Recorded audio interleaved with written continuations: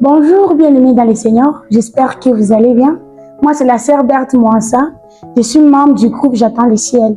J'ai le réel plaisir de vous présenter ce matin notre invité du jour qui est le frère Mardoché.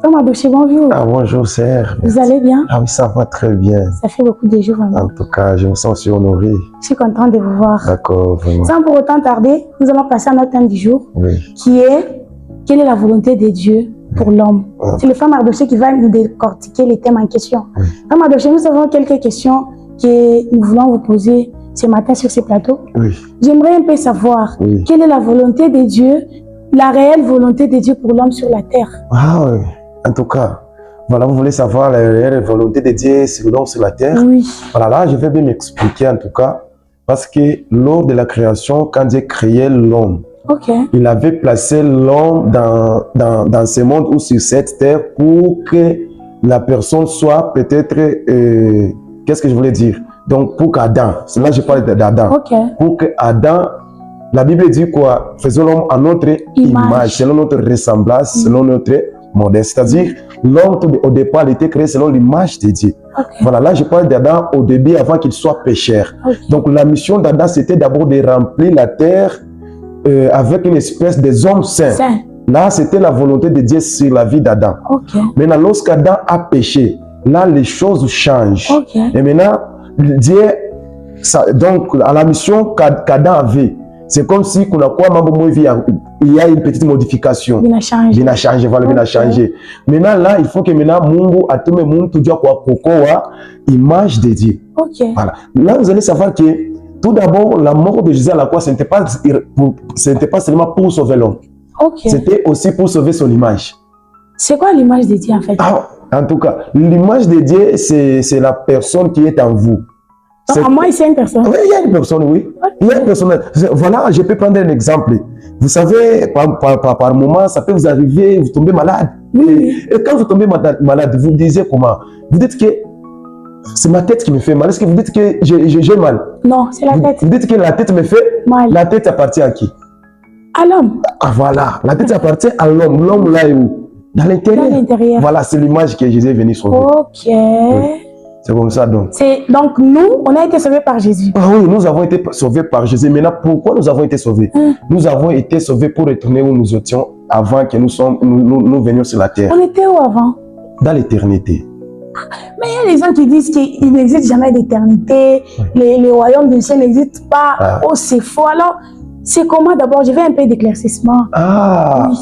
Ceux qui disent ça, en tout cas, il faut faire attention. Parce que l'éternité existe. Parce que Dieu ne peut jamais mentir. Et parce que dans sa bouche, il ne sait jamais prononcer même un seul mot du mensonge. Lui, c'est tout ce qu'il dit est vrai. Nous croyons dans tout ce que notre Père Dieu dit. Amen. Voilà. Alors, vous allez... Oui. Sentez-vous à l'aise, Frère Mardoché. En tout cas, voilà, comprenez, nous sommes habitués d'être devant les gens. Sous l'onction. Oui, sous l'onction, vraiment. Heureusement, vous m'avez compris. Et maintenant, comme Dieu a dit que l'éternité existe, voilà pourquoi Jésus, quand il était encore avec les apôtres, pouvait dire, je m'en vais au Père vous préparer une place. La mort chez le Père n'existe pas. La mort existe sur nous, la mort existe au milieu de nous sur la terre. Au ciel, il n'y a que l'éternité. Voilà pourquoi il a dit, je viendrai vous prendre. Donc, quand il viendrait nous prendre, c'est-à-dire, nous irons vivre avec lui l'éternité, parce que là-bas, il n'y a pas la mort. Donc, ceux qui disent que l'éternité n'existe pas, ils sont encore dans l'erreur. L'éternité existe. Comme vous avez dit que l'éternité existe, est-ce que pour aller voir cet éternel, l'éternité existe, pour aller voir l'éternel, on va faire comment? Donc, déjà, non. D'ailleurs, mnanikumbusha kama mambo moja. Watu wengi wanasemaka kumkumbusha kusema que son âme se repose un peu, que son âme se repose un peu, que son âme se repose un peu. J'espère que watu wengi wanasema ça. Voilà. Mais est-ce que un païen c'est un païen mais aujourd'hui? Est-ce que réellement son âme va se reposer un peu? Je ne pose pas une question quand même, c'est un sujet de réflexion. Oui, selon moi, il peut se reposer un peu. Parce que c'est Dieu qui l'a créé. Comment est-ce qu'il n'aura pas la paix? Comme vous avez dit au début que Dieu a dit créons l'homme à notre image. Voilà. Nous tous, nous sommes les créatures de Dieu, mais nous tous, nous ne sommes pas les enfants de Dieu. Comment est-ce qu'on saura que je suis enfant de Dieu? Soit je ne le suis pas. Voilà, en tout cas. Là, vous êtes forte, vraiment, vous êtes forte en question, vraiment. Oui, comment saurais-je que je suis sauvé? Oui. Tout d'abord, nous reconnaissons que nous sommes sauvés par notre propre vie et notre conscience. Parce que la Bible dit dans Romains chapitre 8, dit que l'Esprit témoigne à notre esprit qu'on est enfant de Dieu. C'est-à-dire, même l'homme, quand il pêche, il sait très bien que moi, je suis un pécheur. Okay. Et lui, et tout celui qui est sauvé aussi, sait très bien dans sa conscience que je suis un homme sauvé. Maintenant, être sauvé ne suffit pas. Être sauvé ne suffit pas pour entrer au ciel. Okay. Oui. Faut encore quoi? Le salut ne suffit pas. La Bible dit, or la vie éternelle, c'est qu'ils te connaissent, toi, le seul vrai Dieu. C'est-à-dire, être sauvé ne suffit pas, mais il faut aussi connaître Dieu qui t'a sauvé.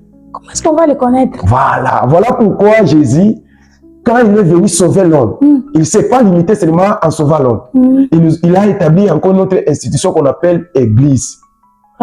C'est à l'église où l'homme va aller apprendre la connaissance de Dieu. Parce que dans l'église, nous voyons les pasteurs, mais en réalité, ce n'est pas les pasteurs qui enseignent, c'est Dieu qui parle au travers des pasteurs. Donc, si je vous comprends bien, que tu sois païen, que tu sois chrétien, on a l'obligation d'aller à l'église. Non, en tout cas, là, il faut bien s'expliquer vraiment. L'église, c'est un endroit des hommes saints. Parce que la Bible dit, les méchants ne résistent pas dans l'assemblée des saints. Oui, ou des justes, ça dépend des versions des Bibles. Les méchants n'existent pas dans l'assemblée des justes ou des saints. Donc, l'église, c'est un endroit des hommes saints. L'église, c'est la maison de Dieu. Vous voyez, quand c'est la maison de Dieu, nous disons très bien que l'église, c'est la maison de Dieu. Donc là, nous voyons que Dieu, c'est un père. Maintenant, la parole que nous avons à entendre, c'est le conseil d'un père qui veut nous voir comment vivre dans sa maison qui est église. C'est comme un père dans sa maison avec ses enfants.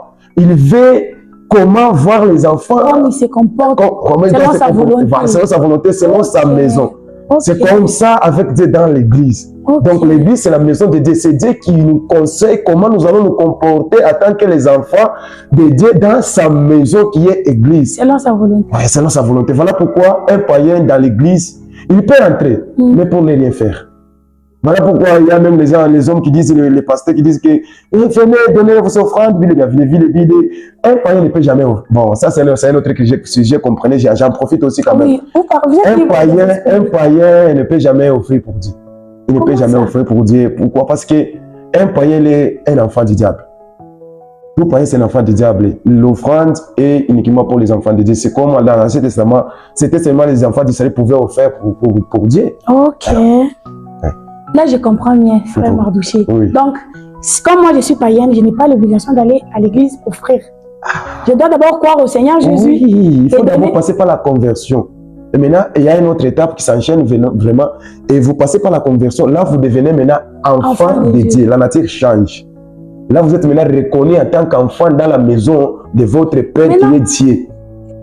Une dernière question avant de finir, frère Mardouché. Comment est-ce que je vais connaître Dieu en profondeur?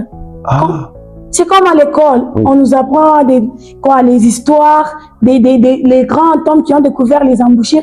Ils nous ont appris comment les découvrir. Maintenant, comme vous m'avez dit qu'il faut aller à l'église pour aller connaître Dieu, comment est-ce que je vais les connaître en profondeur? Ah oui, connaître Dieu en profondeur. Bon, ça c'est votre langage, ce n'est pas un langage biblique quand même. Connaître Dieu en profondeur, la Bible se limite seulement connaissons Dieu. Voilà, maintenant connaître Dieu, comme c'est votre question.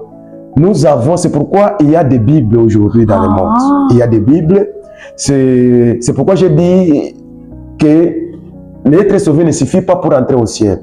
Nous sommes sauvés bien sûr par la mort de Jésus à la croix. Mais la Bible dit la volonté c'est que tous les hommes soient sauvés et qu'ils parviennent à la connaissance de la vérité. Donc il faut d'abord être sauvé. Maintenant, après avoir été sauvé, il y a maintenant une autre volonté que Dieu attend sur l'homme. Et cette volonté-là, c'est le connaître. Maintenant, nous allons connaître comment que ça, c'est Dieu qui parle. C'est pourquoi nous avons des Bibles. Tout d'abord, tout celui qui est sauvé, bien sûr, c'est lui qui connaît lire. Il y a ceux-là qui sont sauvés qui ne connaissent pas lire. Ça, bon, là, je me concentre d'abord pour ceux qui savent lire. Donc, après avoir lu la Bible, nous allons à l'église. Oui.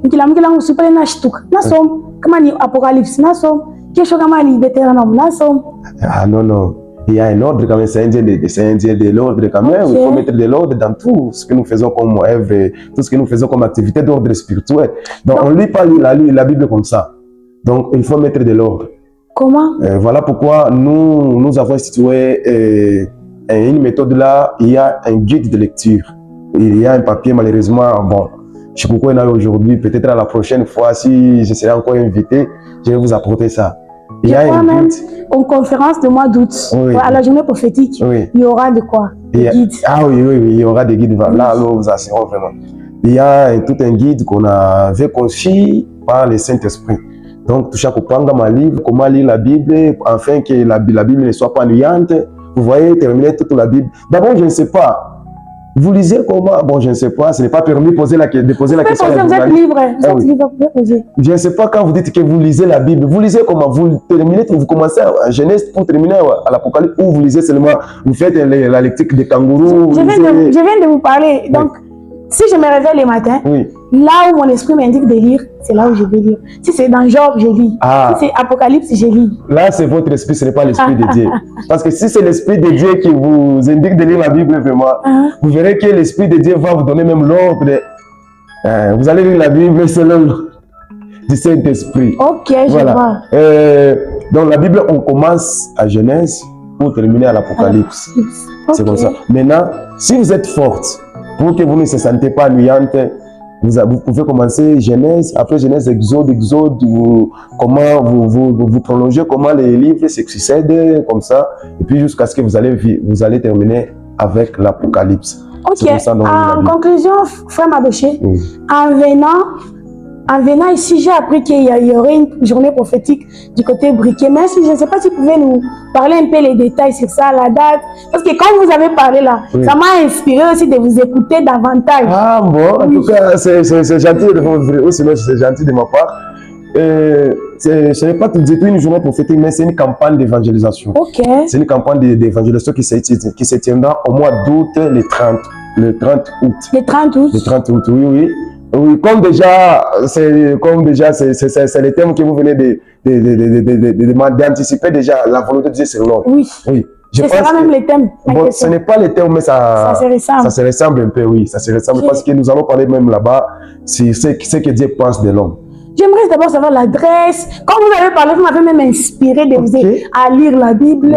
Parce que moi, ma vie, je ne lisais pas la Bible quand vous l'avez parlé. Comme vous l'avez dit tantôt, je ne lisais pas. Donc, je n'avais pas encore trouvé quelqu'un qui pourra m'instruire sur ça. Comme vous avez dit, j'aimerais un peu, vous me dites un peu les détails, la journée, ça sera comment, l'adresse c'est où, de telle heure à telle heure. Oui. En tout cas, ça c'est une surprise pour moi, vraiment. Je suis surpris de m'avoir demandé aussi c'est cet événement. Voilà. L'événement sera du quartier Briquet et nous sommes dans l'avenue Umbandolo. Nous sommes dans l'avenue Umbandolo. En face de nous, il y a une école qu'on appelle l'école Tabita. C'est parmi les grandes écoles du quartier Briquet. C'est parmi les grandes écoles. Donc, dès que vous êtes au Briquet, vous demandez seulement amenez-moi à l'école Tabita. Dès que vous êtes sur l'école Tabita, vous allez nous voir facilement. Et oui. Donc là, nous entendons maintenant le mois d'août, les 30. Ça sera pour les 30, vraiment. De quelle heure à quelle heure? Ça sera à 14h juste. 14h30, si je me trompe, c'est à 14h30 jusqu'à 18h. Bien-aimés dans le Seigneur, nous avons entendu ce que notre frère Mardoché vient de dire. Nous vous invitons massivement à participer à cette grande journée d'évangélisation. Comme il vient de le dire, la Bible dit, allez partout dans le monde, faites-les toutes les nations, les disciples de Dieu. Enseignez-leur à observer ce que je vous ai prescrit. Donc, pour cette occasion, j'en profite aussi pour inviter les gens. Moi-même, je m'invite aussi. Je serai aussi là. En tout cas, ça a été un réel plaisir de recevoir notre invité du jour, le frère Mardoché. Il nous a bénis. La grâce de Dieu qui repose en lui nous a bénis ce matin. Vraiment, restez dans la paix du Seigneur et que le bon Dieu vous bénisse. À la prochaine. Ciao. Amen.